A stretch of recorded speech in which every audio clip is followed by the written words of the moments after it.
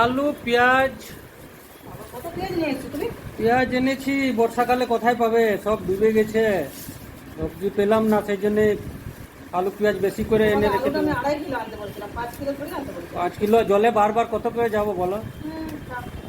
এটা তো কি এনেছো? বলো আলু পেঁয়াজ সবজি তো এনেছো। সবজিও আছে, ঢেঁড়স আছে, কাঁকরোল আছে, ভেন্ডি আছে। কাঁকড়গুলো ভালো এনেছো, হ্যাঁ। ছোট ছোট আছে।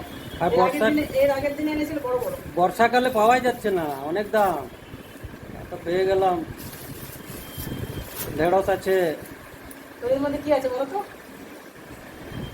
10 টাকা ছিল, পড়ে গেছিল। আর যদি নিচে পড়ে যেত তো একটু তুমি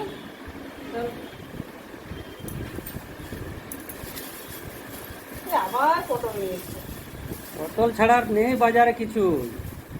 ভালো লাগে না পটল খেতে খেতে। এটা এনেছে ঠিক করেছে, এটা ছিল না। আদা আছে। আদা আছে?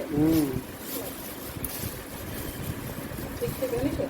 কত টাকা দিয়ে এনেছো? আদারও অনেক দাম বেড়ে গেছে, 50 টাকা 250। না আজকে সবজিগুলো ভালো এনেছে, এই যে ভিন্ডিটা ভালো আছে, এটা ভালো আছে, পটলটা বেকার আনতে গেলে।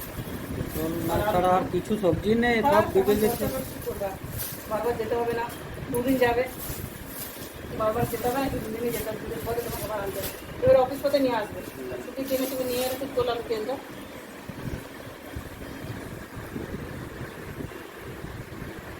শুনছ, আজ কি বানাচ্ছ তাহলে?